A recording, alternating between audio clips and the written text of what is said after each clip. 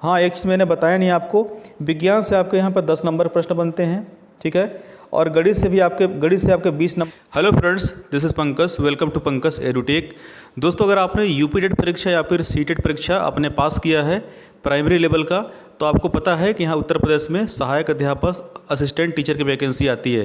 दोस्तों, यहाँ पर योगी सरकार ने पहले ही कहा है कि 17,000 वैकेंसी हम आउट करेंगे, और साथ ही साथ दोस्तों यहाँ पर कुछ वैकेंसी बढ़ भी सकती है। तो जितने भी छात्र यहाँ पर प्रिपरेशन कर रहे हैं उत्तर प्रदेश में प्राइमरी टीचर के लिए और जूनियर टीचर के लिए, दोस्तों यहाँ पर आज की वीडियो में प्राइमरी वैकेंसी के लिए, प्राइमरी भर्ती के लिए जो सिलेबस होता है, आपको क्या क्या पढ़ना है एक्चुअल में, मैं उस मुद्दे पर बात करने वाला हूं। दोस्तों, आपसे रिक्वेस्ट है वीडियो पूरा देखना। अगर सच में आप जो है एक अध्यापक बनना चाहते हो, एक टीचर बनना चाहते हो सरकारी, तो दोस्तों जो मैं सिलेबस बताने वाला हूं बिल्कुल स्टेप बाय स्टेप, और मैं आपको बताऊं कि मेरे पास यहाँ पर बिल्कुल एक एक चीज़ का मतलब सिलेबस सब कंप्लीट रखा हुआ है। और सिलेबस दोस्तों यहाँ पर साथ साथ में यहाँ पर मेरे पास पेपर भी है, जो प्रीवियस ईयर पेपर है ये मैंने इकट्ठा किया है। और दोस्तों यहाँ पर इतने सारे मेरे पास मतलब गैजेट्स वगैरह बहुत ज़्यादा है, तो मैं आपको कंप्लीट दिखाने वाला हूँ। पहले मैं इस वीडियो में सिलेबस की बात करूँगा, फिर धीरे धीरे सभी वीडियो में मैं एक एक स्टेप बाय स्टेप सब कुछ कॉन्सेप्ट लेके आने वाला हूँ। तो आपसे रिक्वेस्ट है भाई, अगर आप मेरे चैनल पर नए होंगे तो सब्सक्राइब कर लेना, बेल आइकन को प्रेस कर लेना। चलिए वीडियो को शुरू करते हैं। यहाँ पर मैं आपको सुपर टेट में क्या पढ़ना है, आपको क्या सिलेबस होगा, वो मैं एक एक पॉइंट टू पॉइंट स्क्रीन पर बताने वाला हूँ। Let's start. सो दोस्तों, आप देख सकते हैं स्क्रीन पर super TET primary written exam के लिए जो दोस्तों ये सिलेबस है, और यहाँ पर मैं आपको एक एक सब्जेक्ट का कॉन्सेप्ट, एक एक सब्जेक्ट का जो है स्टेप बाय स्टेप बताने वाला हूँ कि क्या क्या एग्ज़ाम में पूछा जाता है, उसका पाठ्यक्रम क्या है, सब कुछ इस वीडियो में बात करने वाले हैं।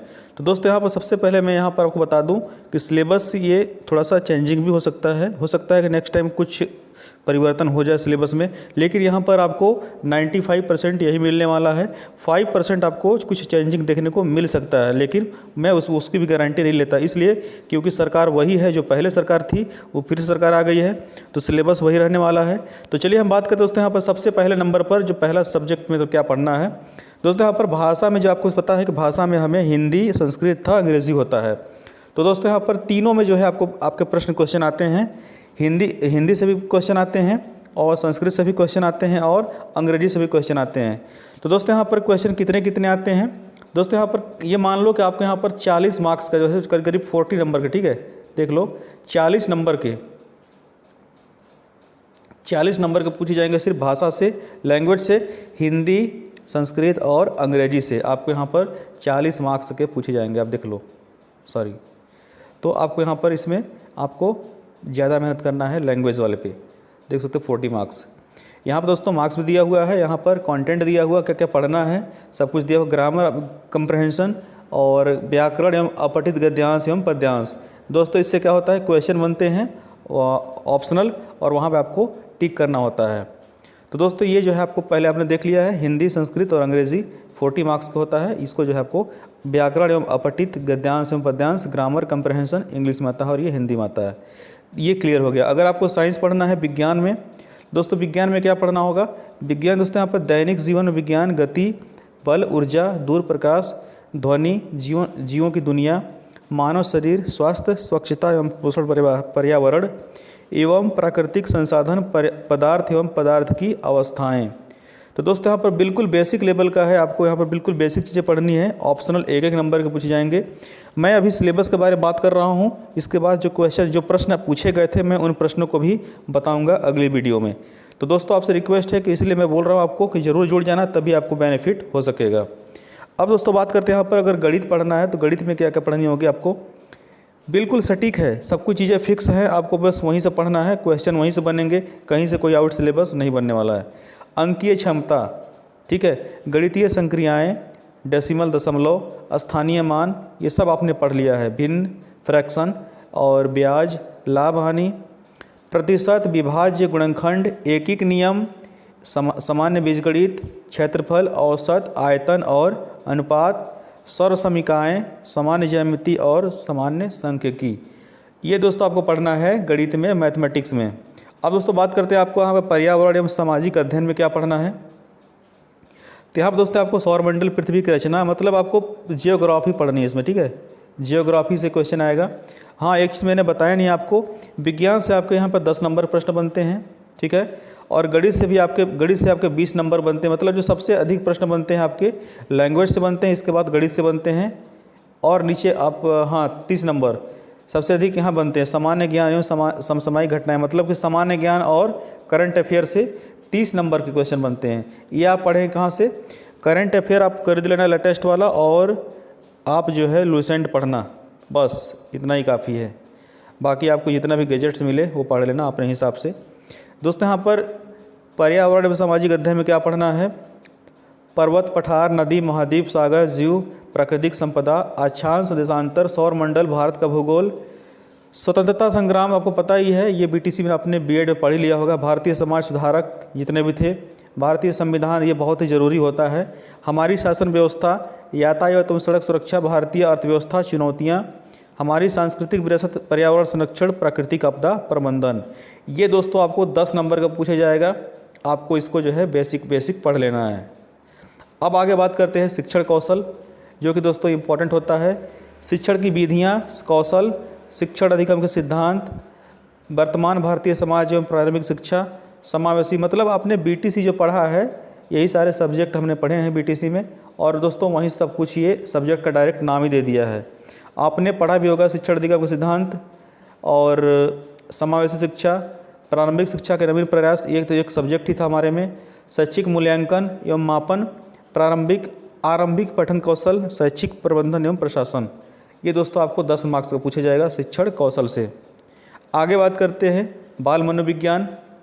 बाल मनोविज्ञान में दोस्तों यहाँ पर व्यक्तिगत भिन्नता, ठीक है, पर्सनालिटी डिफरेंस, बाल विकास को प्रभावित करने वाले कारक, ये तो आपने पढ़ा ही होगा, बीटीसी से पढ़ते आ रहे हैं। पर्यावरण, आस पड़ोस की वातावरण, ये दोस्तों ये होता है बाल विकास को प्रभावित करने वाले कारक। सीखने की आवश्यकता की पहचान, ठीक है, सीखने की आवश्यकता क्यों होती है, पहचान कैसे करें, कौन सीख सकता है कौन नहीं सीख सकता, ये बच्चों की पहचान करना। पढ़ने के लिए वातावरण का सृजन करना, क्रिएटिविटी, ठीक है, सीखने के सिद्धांत जितने भी हैं, थार्डनाइक हैं, कोहलर हैं, तथा कक्षा शिक्षण में इनकी व्यवहारिक उपयोगिता एवं प्रयोग, दिव्यांग छात्र हेतु विशेष व्यवस्था। दोस्तों बिल्कुल बेसिक है, अगर आप समय से देंगे तो आपकी तैयारी, आपकी प्लानिंग बिल्कुल प्रिपरेशन हो सकती है अच्छे से। अब दोस्तों यहाँ पर जो कि सबसे मेन चीज़ है, मेन इंपॉर्टेंट चीज़ है, 30 नंबर के प्रश्न आते हैं यहाँ पर, 30 क्वेश्चन, 30 मार्क्स, 30 नंबर के आते हैं। तो दोस्तों आपको यहाँ पढ़ना है सामान्य ज्ञान में समसामयिक घटनाएं। सामान्य ज्ञान के लिए दोस्तों मैं आपको लूसेंट प्रेफर करूँगा। लूसेंट आप जो है पढ़ सकते हैं, बहुत सारे ऐसे प्रश्न हैं जो कि लूसेंट से पूछे गए हैं। दोस्तों यहाँ पर सामान्य ज्ञान समसामयिक महत्वपूर्ण घटनाएं, मतलब कि आपको समसामयिक घटनाएं मतलब करंट अफेयर में प्रीवियस ईयर 1 ईयर का या फिर 6 मंथ का आपको पढ़ना है। मैं तो कहूँगा प्रीवियस ईयर 1 ईयर का कंप्लीट पढ़ लो। ये समसामयिक घटनाएं जो प्रेजेंट टाइम में चल रहा है वो भी पढ़ लो, और प्रीवियस ईयर का भी साथ में आपको लूसेंट नहीं छोड़ना है। सामान्य ज्ञान में समसामयिक प्रमुख घटनाएं, अंतर्राष्ट्रीय, राष्ट्रीय, प्रदेश संबंधित महत्वपूर्ण घटनाएं, स्थान, व्यक्तित्व, रचनाएं, अंतर्राष्ट्रीय एवं राष्ट्रीय पुरस्कार, खेलकूद, भारतीय संस्कृति एवं कला क्षेत्र। ये दोस्तों आपको 30 मार्क्स के हैं, 30 नंबर का पूछा जाता है। अब दोस्तों यहाँ बात करते हैं रीजनिंग का। रीजनिंग में आपको क्या पढ़ना है?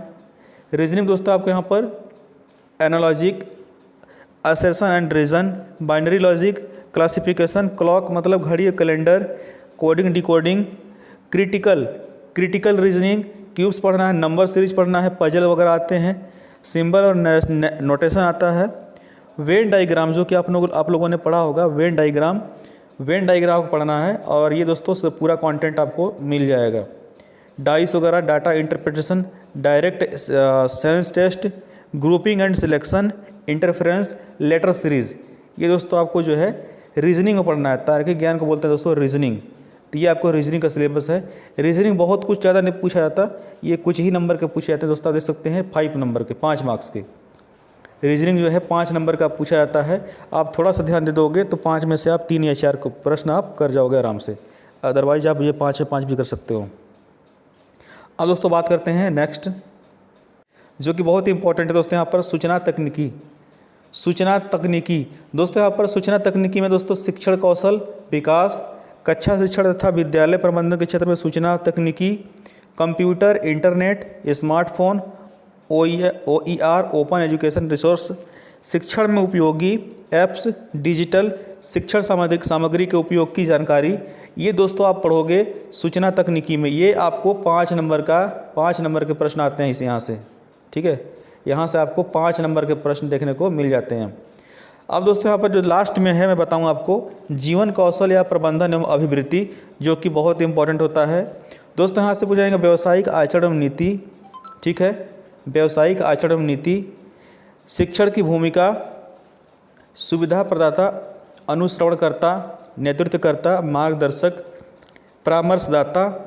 ये दोस्तों जीवन कौशल से हैं और प्रबंधन से हैं एवं अभिवृत्ति से हैं।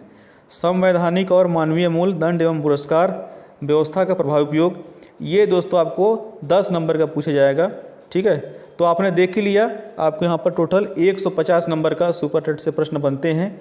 150 में दोस्तों आपको कम से कम 125 तक स्कोर करना होता है। इतना अगर आप स्कोर करोगे तो आप कंपटीशन लेवल पे आओगे, क्योंकि अब जो है कंपटीशन काफ़ी टफ हो चुका है प्रीवियस ईयर के अकॉर्डिंग। प्रीवियस ईयर में दोस्तों यहाँ पर 190, 95, 100 तक लोग सेफ रहा करते थे, लेकिन अभी क्या हो दोस्तों 125 से अगर आप नीचे नंबर लाते हो।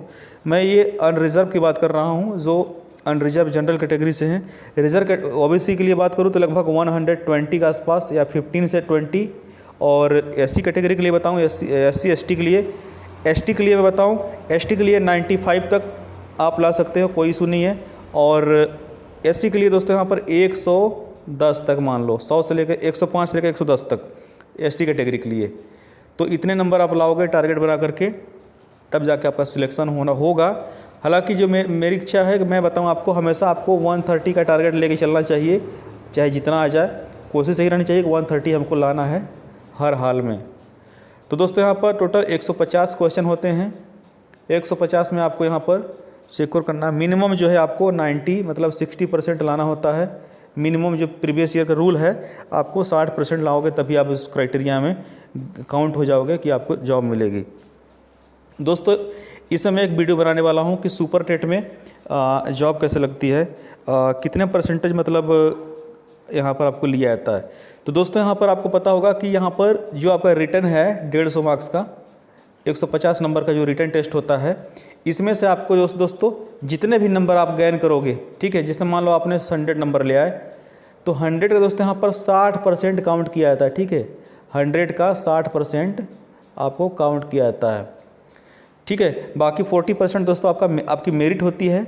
वो मेरिट क्या होती है, इंटर हाई स्कूल का 10%, इंटर का 10%, ग्रेजुएशन का 10%, इसके बाद आपका बीटीसी या फिर बीएड का 10%। कितना हो गया, 10, 20, 30, 40। 40% आपका जो है एकेडमिक होता है और 60% आपका रिटन होता है। और दोस्तों रिटन मतलब यही जो मैंने सिलेबस बताया, 150 में जितने भी नंबर आप लाओगे तो उसका जो है 60% आपका ऐड होगा, जो फाइनल मेरिट बनेगी आपकी, ठीक है, 60%। तो दोस्तों यहाँ पर आपको ये पहले आपको दिमाग में बना लेना है, प्रीवियस ईयर को लेकर चलना है, क्योंकि रूल्स वगैरह जो होते हैं कुछ ही आपको पता है कि यूपी टेट में क्या हुआ है, आपको पता ही होगा कि हूबहू सारे क्वेश्चन वही उठा के दे दिए गए हैं जो प्रीवियस ईयर के थे। जूनियर लेवल का तो पेपर बिल्कुल कॉपीराइट आया है, जो प्रीवियस ईयर में था वही सेम उठा के आगे, मतलब वही सेम पेपर आ गया है। और लगभग प्राइमरी लेवल पे 80 से 90 क्वेश्चन सेम मैच कर रहे हैं। तो प्रीवियस ईयर बहुत बड़ा फैक्टर होता है, आपको पढ़ के जाना है और उसके रूल्स वगैरह को आपको जानना ज़रूरी है। ठीक है दोस्तों, मिलते हैं किसी अगले नए वीडियो में, किसी नए अच्छे वीडियो के साथ, ताकि आपको बेनिफिट हो आने वाले परीक्षा में। नमस्कार।